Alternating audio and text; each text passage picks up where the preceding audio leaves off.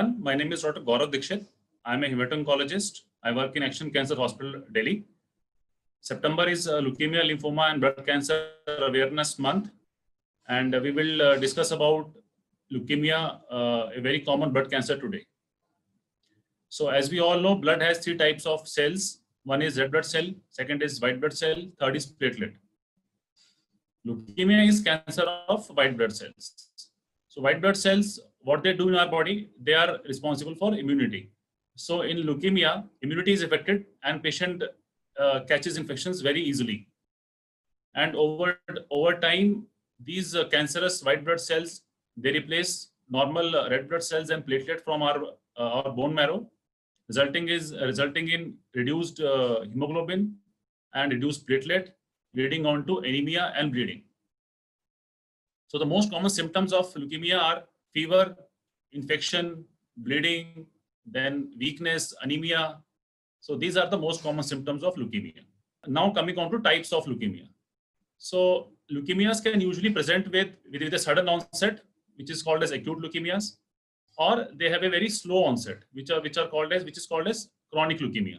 Coming on to acute leukemias, they have, as we have discussed, acute leukemia have very present with fever, weakness, anemia, and there are two types of acute leukemias. One is ALL or acute lymphoblastic leukemia, and second one is AML or acute myeloid leukemia. Acute lymphoblastic leukemia is the most common type of blood cancer of childhood. It used to be a fatal disease before, and about 50 years back, almost everybody died from this disease. Whoever had this disease, the child died. But nowadays, with the treatment available, there is about 90% chance of long-term cure. Presentation is almost the same. Patient will come with fever, anemia, like weakness.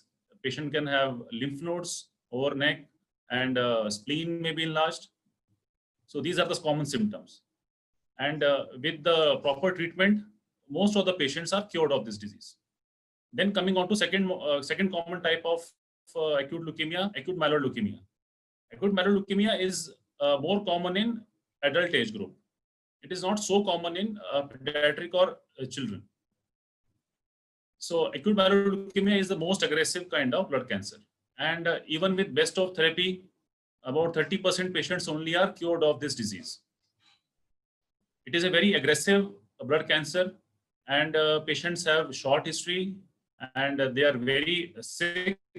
They have fever, bleeding, and they require immediate attention. And then we come on to chronic leukemias. Chronic leukemias are very slow in onset, and they don't have as aggressive course as the acute leukemias. They have long history, and most of the times they are found incidentally or during routine examination of blood smear, they are found.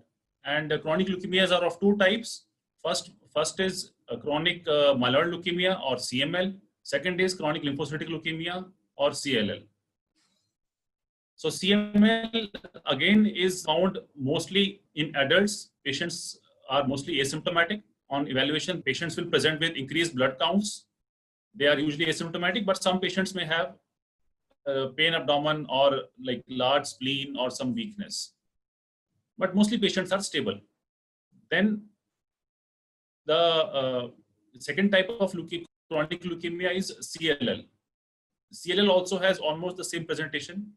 Patient can present with increased blood counts only, or sometimes they can have some lymph node enlargement or some mass in the neck. Some patients may have fever or weight loss. And most of the times, if patient is asymptomatic, they don't require any therapy. And we can follow them up for years together. So a patient comes to our clinic with only increased blood counts, and on further evaluation, we find out that patient has CLL. And if he has no other symptom, we just keep him on follow-up for till the time he has some symptoms. And whenever he develops some symptoms, treatment can be offered.